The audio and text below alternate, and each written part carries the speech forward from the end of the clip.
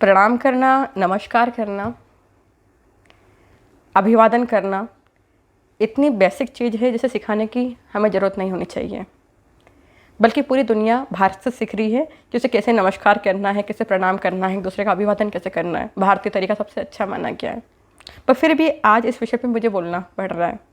क्यों? क्योंकि जो इतनी सरल चीज़ है, हमारी कह सकते हैं हमारी संस्कृति का पहला चरण है, जो हम करते हैं वो पहली चीज़ है, और वो भी हम में से कई लोग गलत कर रहे हैं और बहुत गलत ढंग से कर रहे हैं। तो इसलिए बोलना पड़ रहा है। ये सिखाने की आवश्यकता नहीं होनी चाहिए, पर जो मैं देख रही हूँ या अक्सर देखने में आता है आप लोगों के, तो उसे मालूम पड़ रहा है कि हम अपने प्रणाम को, अपने नमस्कार को भी भूल रहे हैं। दुनिया हमसे सीख रही है और हम बाकी चीज़ों को, तरीक़ों को लेकर के एक घाल माल करके एक नया तरीका बना रहे हैं। ये जब हम इस ढंग से प्रणाम करते हैं, जो घाल-मेल करके बनाया हुआ तरीका है, तो इससे ना केवल हम अपने देवताओं का, अपने गुरुजनों का अपमान करते हैं, बल्कि हम अपनी संस्कृति का भी अपमान कर रहे हैं। क्योंकि हमारी संस्कृति ने, हमारे ऋषियों ने इतने सुंदर तरीके, इतने प्रकार दिए हैं अभिवादन के, नमस्कार के, प्रणाम के, उन सबको छोड़ करके ना हम लोग बिना जाने, बिना समझे कुछ अलग ही ढंग से प्रणाम करते आ रहे हैं। उदाहरण के लिए बहुत सारे लोग देखिए प्रणाम करते हैं, तो कुछ लोग ऐसे प्रणाम कर रहे हैं। ये प्रणाम हिंदू संस्कृति का अंग तो नहीं है, और ना ही हमारा कोई शास्त्र कहता है ऐसे प्रणाम करने के लिए। कुछ लोग ऐसे करके प्रणाम कर रहे हैं, ये भी हिंदू संस्कृति का अंग नहीं है।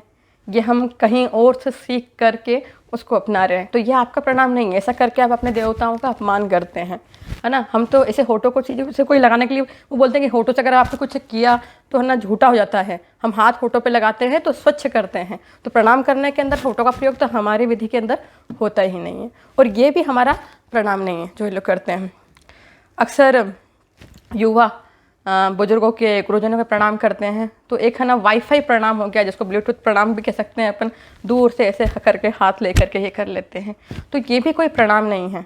या तो आप करिए तो अच्छे से करिए, और नहीं तो इस प्रकार अपने गुरुजनों का, अपनी संस्कृति का अपमान मत करिए। क्योंकि हमारे ऋषियों ने इतने अच्छे अच्छे, इतने सारे प्रणाम खोज रखे हैं, और प्रणाम करने से, प्रणाम करने के तरीके से व्यक्ति कैसा है ये मालूम पड़ता है। वो कितना गंभीर है, वो कितना व्यवस्थित है, कितना शालीन है, उस पर कितना भरोसा करना चाहिए, उसका व्यक्तित्व कैसा है, वो सब व्यक्ति के अभिवादन और प्रणाम करने के तरीके से मालूम पड़ता है। तो ये जो तरीका है, ये तो कोई तरीका ही नहीं है, और जो शास्त्र सम्मत नहीं, कई शास्त्रों में बताया गया, तो ये हमारा खुद का बना हुआ है। हमारे ग्रंथों ने बहुत अच्छे अच्छे तरीके बता रखे हैं कि कैसे कितने प्रकार के प्रणाम हो सकते हैं, अभिवादन हो सकते हैं, और हर एक के लिए अलग अलग चीज़ें दे रखी है। वो वैज्ञानिक भी है, व्यवस्थित भी है, सुंदर भी है, उनका महत्व भी है, और वो संपूर्ण आदर देते हैं। और हम प्रणाम कैसे करने वाला व्यक्ति, प्रणाम करना एक मात्र से व्यक्ति का व्यक्तित्व का आकलन होता है। रामचरितमानस के अंदर राम जी के व्यक्तित्व के बारे में बताया गया, राम जी कैसे हैं। तो राम जी के लिए परिचय में सबसे पहले ये बात कही गई है कि राम जी हर व्यक्ति से आगे से अभिवादन करके मिलते हैं। सबको वो प्रतीक्षा नहीं करते कि कोई उनको आगे से नमस्कार करेगा, वो हर व्यक्ति को पहले आगे से है ना नमस्कार और अभिवादन करते हैं। ये राम जी का व्यक्तित्व बताया गया है कि पहला गुण है। तो यही नमस्कार और प्रणाम कितना महत्वपूर्ण है। अब अगर ये वाईफाई वाला प्रणाम हम करेंगे, तो ये तो अपनी संस्कृति का अपमान ही है। हम प्रणाम के तरीक़ों पे जाते हैं कि हमारे पास में कितने प्रकार के प्रणाम हमारे यहाँ पे होते हैं, और हर प्रणाम को कहाँ पे करना है, और कैसे करना है, और क्यों करना है। सबसे पहले प्रणाम क्या है उसे समझिए। नमन, नमा का अर्थ होता है झुकना, और प्रणाम का अर्थ होता है प्रणधन आड़ा, अर्थात आदरपूर्वक श्रद्धा से झुकना। तो आदर और श्रद्धा महत्वपूर्ण है, बिना झुके कोई प्रणाम नहीं होता है। ये वाला है कि जो आपको जिस भी प्रणाम के अंदर करना है, आपको देवताओं को प्रणाम करना है, गुरुजनों को प्रणाम करना है, माता पिता को प्रणाम करना है, अपने वरिष्ठ लोगों को प्रणाम करना है, तो आपको झुकना है। जो समतुल्य लोग रहते हैं, जो आपके समवयस्क लोग हैं, आपके मित्र हैं, समान लोग हैं, समान आयु के लोग हैं, समान पद के लोग हैं, उसके अंदर अभिवादन के अलग अलग प्रकार हैं। तो सबके लिए हमें देखना पड़ेगा कि हमारे भारतीय पद्धति के प्रणाम क्या है। देवताओं के लिए कैसे करना है।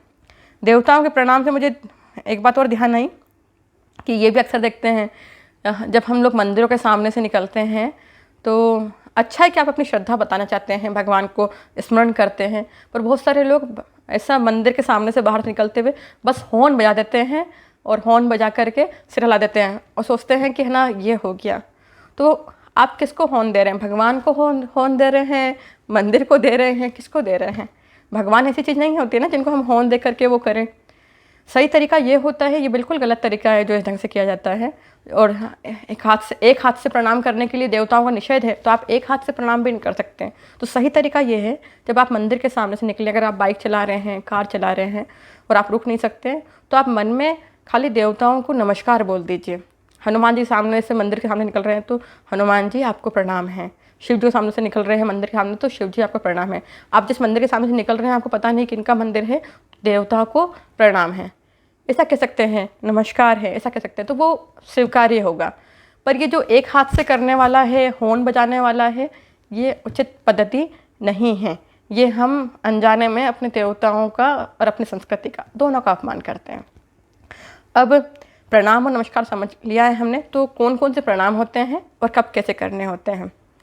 प्रणाम सबसे पहले हम देवताओं के लिए प्रारंभ करते हैं कि आप देव नमस्कार कैसे करना है। जो मंदिरों के अंदर एक हाथ से झुक करके प्रणाम करते हैं, एक हाथ से चीज़ें करते हैं कि ऐसे करके देवताओं को झुक करके करते हैं, तो ये गलत तरीका है। देवताओं को प्रणाम करने के लिए हमेशा दोनों हाथों को हथेली को ऐसे मिलाया जाता है। हथेली यूँ मिलनी चाहिए, अंगूठा यहाँ उंगलियों से दूर होना चाहिए और हमेशा हृदय के ऊपर रखा जाता है। हृदय यहाँ पे अनाहत चक्र है, तो ये आप अपने हृदय के अंदर देवताओं की छवि को धारण कर रहे हैं। देवताओं को दर्शन करें, तब उनको दर्शन करने के बाद में उनकी छवि को मन में एक बार देखिए और फिर मन में उसी छवि को दोबारा आंख बंद करके देखने का प्रयास कीजिए। उस समय आप यहाँ पर हाथ रखिए। जब वापस प्रणाम करके आप उठें तो आपको देवताओं को वंदना करने के लिए इस प्रकार अंजलि को माथे के ऊपर लगाना है। ये देवताओं का नमस्कार होता है, इसको कहते हैं देव नमस्कार या देवताओं का वंदन। ये सही तरीका है। अगर आप नीचे भी बैठ कर प्रणाम करते हैं, नीचे झुककर प्रणाम करते हैं, तो भी आपकी स्थिति ये होनी चाहिए। आप दोनों हाथ रख के भी कर सकते हैं, पर एक हाथ से करने वाला तो सर्वथा गलत है। वो किसी को भी ढंग से प्रणाम देवताओं को कभी नहीं करना चाहिए। मंदिर की दहलीज के ऊपर भी हम लोग जाते हैं तो एक हाथ से प्रणाम कर देते हैं, तो बचिए उससे। वहाँ पर भी आप दोनों हाथों से प्रणाम कीजिए, क्योंकि दोनों हाथों से ही आप मंदिर की, देवताओं की, देवस्थान की ऊर्जा को ले पाएंगे। तो ये तरीका है। अंगूठा जो होता है वो आपके हृदय के पास होना चाहिए और उंगलियां थोड़ी दूर के ऊपर, और ये तरीका हो करके ये आपका देवताओं का प्रणाम हो गया। अब उसके बाद में हम बात करते हैं समवयस्क लोगों का अभिनंदन।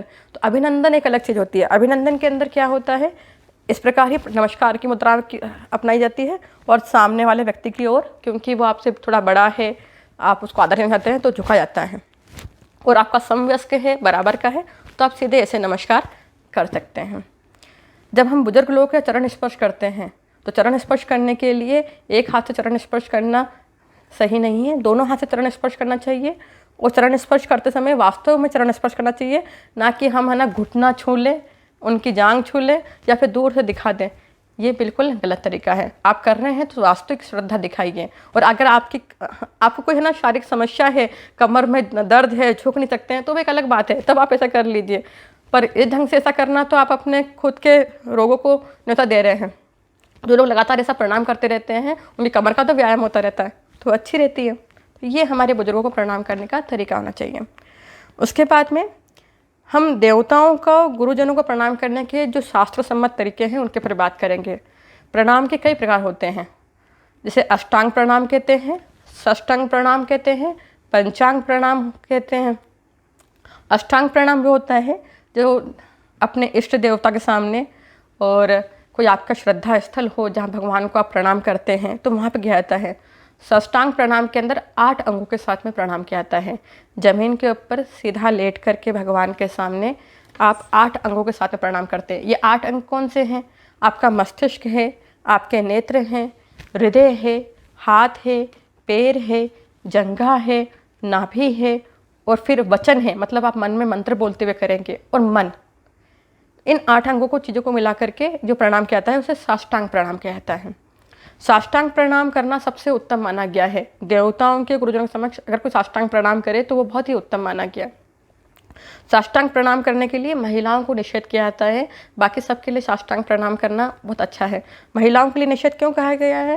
क्योंकि कहा जाता है कि महिलाओं को कभी कोई चोट ना लगे, शारीरिक रूप से वो थोड़े हो सकता है कि नाजुक होती हैं, और कई बार है ना गर्भवती महिलाएं होती है, तो इन सब वजह से महिलाओं के लिए साष्टांग प्रणाम मना किया गया है। उनके लिए साष्टांग 6 अंगों के साथ में प्रणाम है, जिसके अंदर नीचे बैठ करके घुटने ज़मीन के ऊपर रख करके और माथा ज़मीन के ऊपर टिका करके प्रणाम किया जाता है। उसमें 6 अंगों का प्रयोग होता है, तो उसको साष्टांग प्रणाम कहते हैं।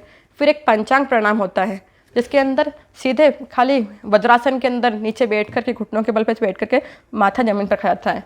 ये पंचांग प्रणाम है।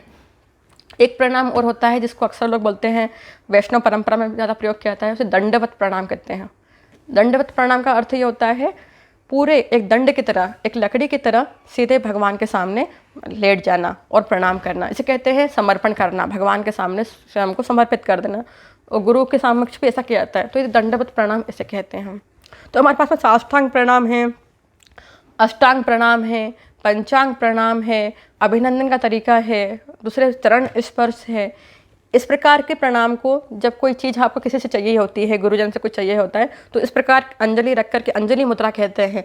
देवताओं से भी आप कोई प्रार्थना करते हैं तो इस प्रकार अंजलि मुद्रा रख करके उनसे प्रार्थना की जाती है। तो आपके पास प्रणाम के इतने तरीके हैं। फिर हमारे को ऐसे प्रणाम के तरीके बाहर से लाने की कहाँ पे आवश्यकता है?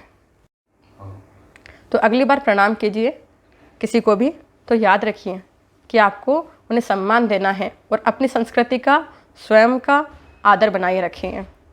और जो शास्त्र सम्मत तरीका है उसी से प्रणाम करिए, तभी उस प्रणाम का आपको लाभ मिलेगा।